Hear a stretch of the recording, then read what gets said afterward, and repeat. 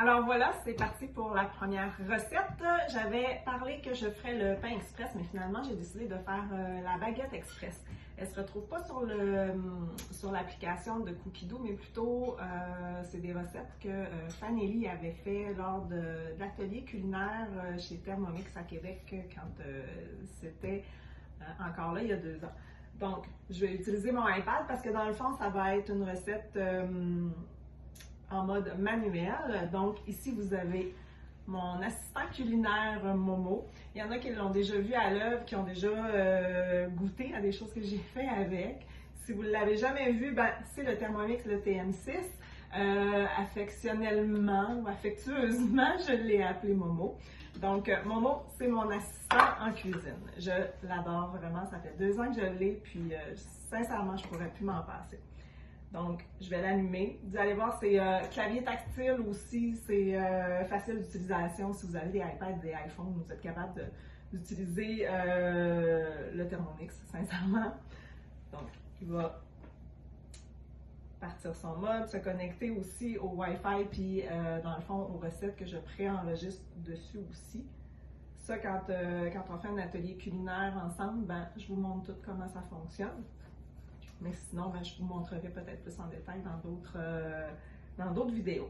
Donc, mode manuel, on a les bulles de température, la bulle de temps et la bulle de vitesse des lames. Donc, ça, c'est les trois bulles qu'on se sert pour justement programmer quand on fait nos recettes. Donc, premièrement, on doit mettre un oignon à l'intérieur. Donc, un oignon ou environ 200 grammes.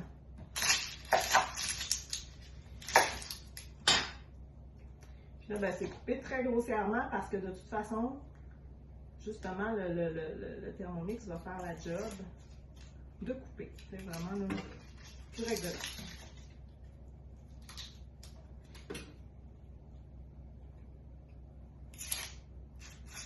Et là, j'aurais pu aussi mettre le mode la balance pour aller chercher vraiment voir si j'ai 200 grammes, voir combien j'ai de grammes à l'intérieur. On va le mettre à 0. Et j'ajoute. Je pense que j'aurais même pas peut-être 100 grammes. Fait qu'on va en rajouter un deuxième. 137, c'est correct. On ne dirait pas que ce soit trop quand même. Ensuite, origan et ail, donc on dit à peu près une demi-cuillerée à thé d'origan. Vous pouvez mettre les herbes que vous voulez dans votre pain, là, sincèrement. Puis là, la baguette de la recette, c'est baguette au chorizo. J'en ai pas, je vais utiliser du bacon précuit. Ça va faire pareil. On peut s'amuser, vous savez, hein? Je pense qu'on fait tout pareil, hein, d'adapter les recettes. Fait que ça va juste être un goût un petit peu différent. Donc là, je me bats avec mon ail.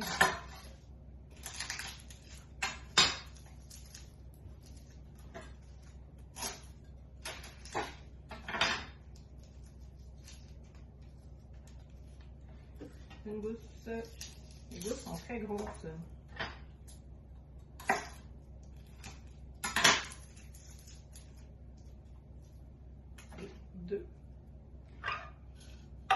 Et on va mixer, donc 5 secondes, vitesse 5. C'est quelque chose qui revient souvent, le 5 secondes, vitesse 5, pour couper nos légumes et tout ça, pour justement les trancher.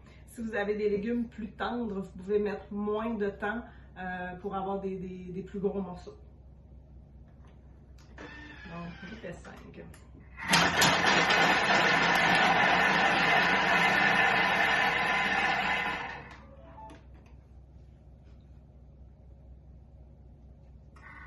J'ai les yeux qui pleurent à cause de mon oignon, c'est vraiment génial.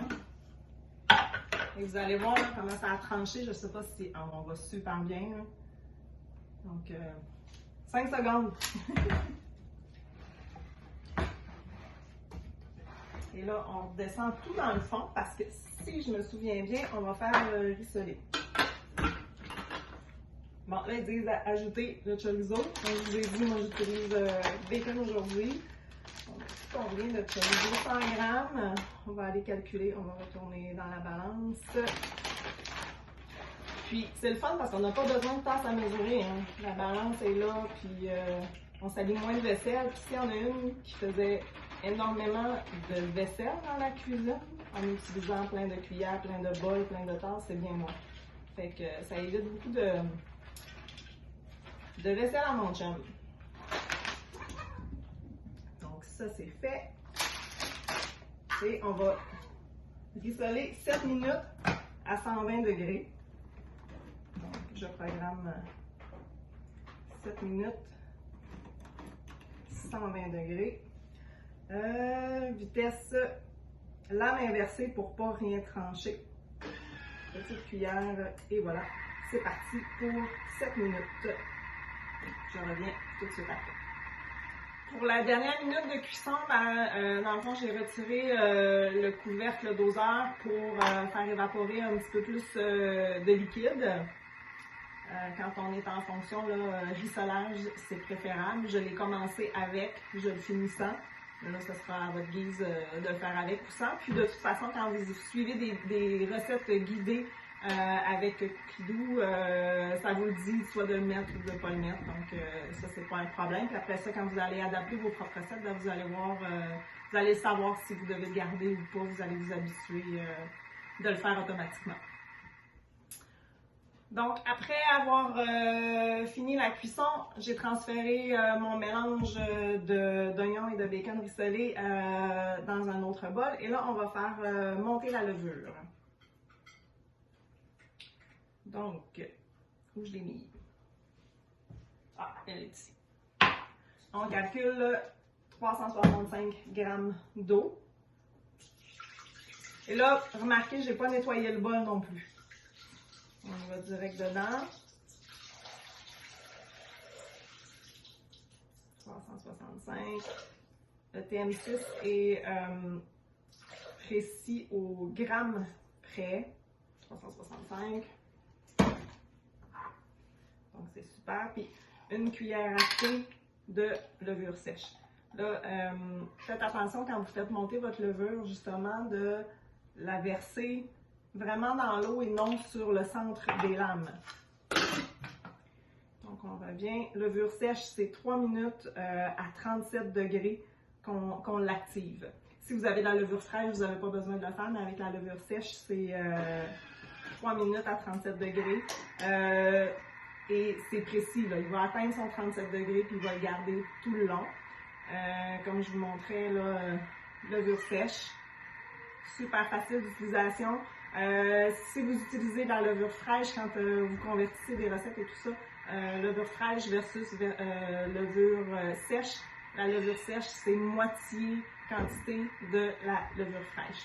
Fait qu'on va attendre notre 3 minutes, puis après ça, on va pouvoir ajouter notre farine, notre sel pour faire la pâte.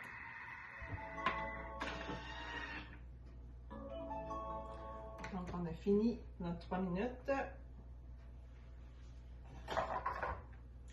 Et on va ajouter 400 g de farine. On retourne dans la hanse. Et méthode super facile, la douche.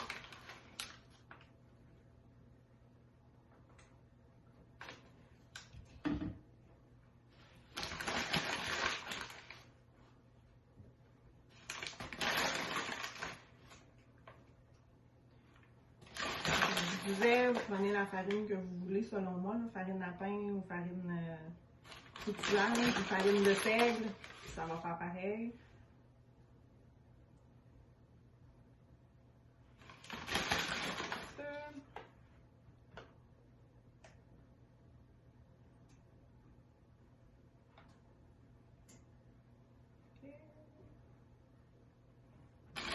Manque 2 grammes. Voilà. Et ensuite,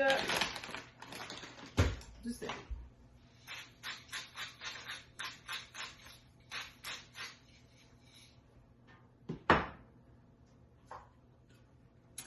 lire comme il faut ma recette.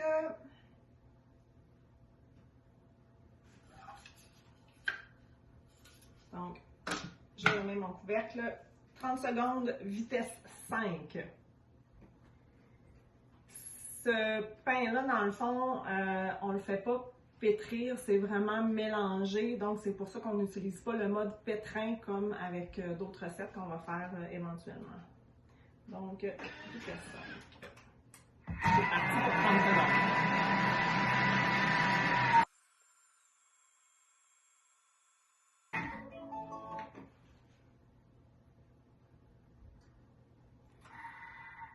Il faut toujours attendre que les bras du Thermomix ouvrent. Et là, je vais ajouter mon mélange d'oignons et de bacon qu'on a fait rissoler tout à l'heure. Directement dedans. Et on va remélanger encore 5 secondes de vitesse 5. C'est pas très long, hein, c'est juste pour dire. Hein. C'est juste pour incorporer dans le fond les ingrédients.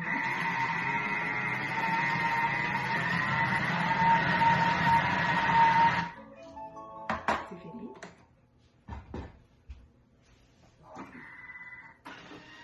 Là, je vais juste huiler un petit peu mon bol, puis on va avoir un temps de pousse de 45 minutes avec un linge par-dessus, puis moi je le mets au micro-ondes pour pas qu'il y ait de courant d'air. Ça.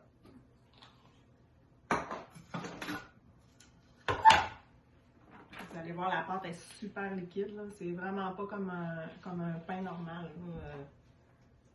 Pas comme un pain normal, comme d'autres sortes de pain. On le voit bien, là, ça coule. Là.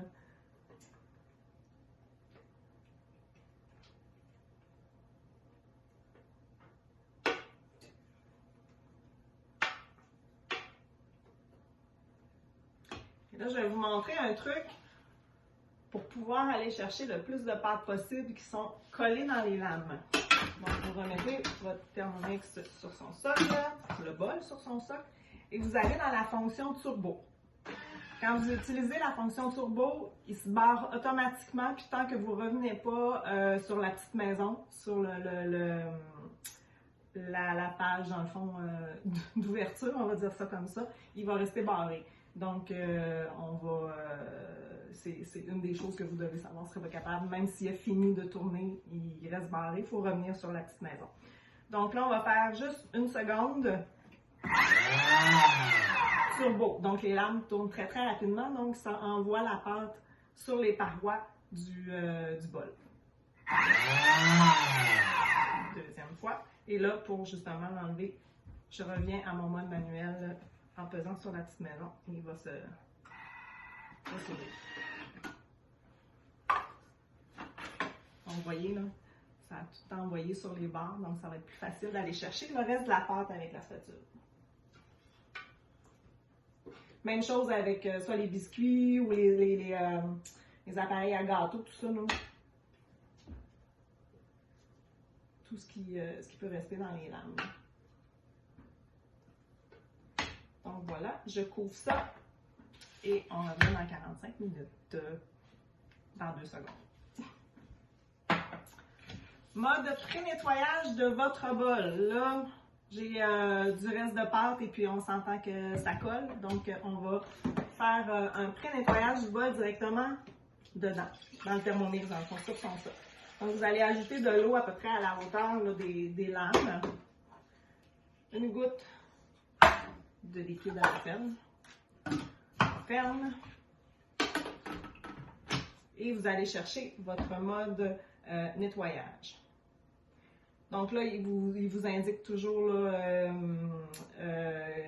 pétrin, universel, rissolage, caramel, tout ça. Il y a des temps différents, mais sont déjà préprogrammés. Donc là, moi, je vais aller dans le pétrin, même si on n'a pas tant pétri. On n'a pas utilisé le mode, mais quand même, il va faire décoller la pâte qui est à l'intérieur des lames.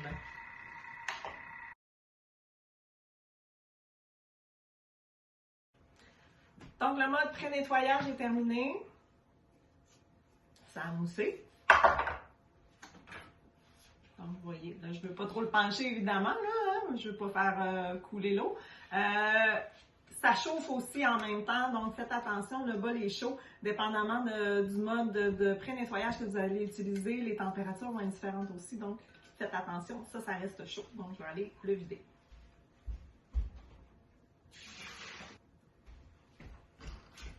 Je vais vous montrer là, vraiment le pré-rinçage.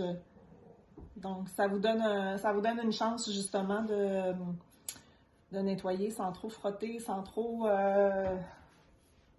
forcer, mettons, on va dire ça comme ça.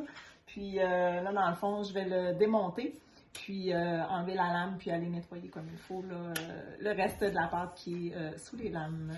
Voilà. Donc, voici Momo démonté, sans ses lames, sans sa base de socle. Donc, très facile à remonter. Moi, je place les lames au centre. Ils vont au centre, donc évidemment, vous les mettez au centre. Et puis, vous venez installer le socle, puis vous tournez un peu, les lames vont se placer tout ça, là, puis vous venez juste là, reclencher complètement. Et c'est fait. Important, tout va dans le lave-vaisselle, sauf évidemment Momo lui-même et l'ordinateur. Mais quand vous rincez vos bols entre vos recettes, faites attention. Vous avez ici ce qui appelle les pitons, dans le fond, qui entrent et qui envoient les commandes de l'ordinateur. Et ça, il faut que ce soit vraiment sec quand vous le remettez sur son socle. Sinon, vous allez avoir un avertissement qui va apparaître sur votre écran en disant « sécher les pitons ». C'est vrai, les pitons ou les boutons, quelque chose comme ça. Donc, assurez-vous justement que ce soit sec quand vous le mettez sur le socle. Le temps de pousse de 45 minutes de notre pâte est terminé. Donc, voilà de quoi ça a l'air. Ça a bien poussé. Donc, vous allez voir, là, c'est super collant. C'est pas une pâte à pain comme on voit habituellement. Là. Donc, je verse ça dans mes moules à baguette et je vous montre ça. Là, je me mets un petit peu de farine proche pour mes mains parce que vous l'avez vu, la pâte est super collante. Donc, vous évitez un peu. Ça pourrait être de l'huile aussi, mais là, je vais voir avec la farine. Donc, moule à baguette. Et comme je vous disais, bon, moi, je mets un papier parchemin. Puis, on va verser ça. Ma spatule.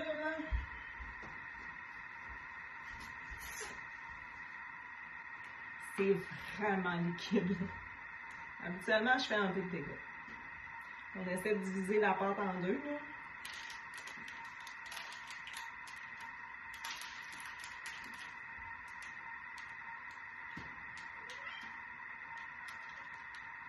Je m'impressionne. Je vais vous montrer après.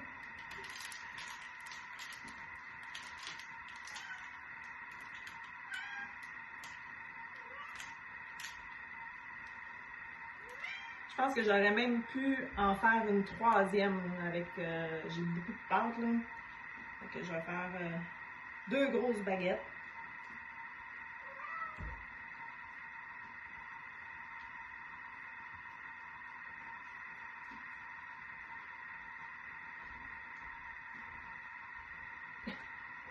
Comment c'est collant.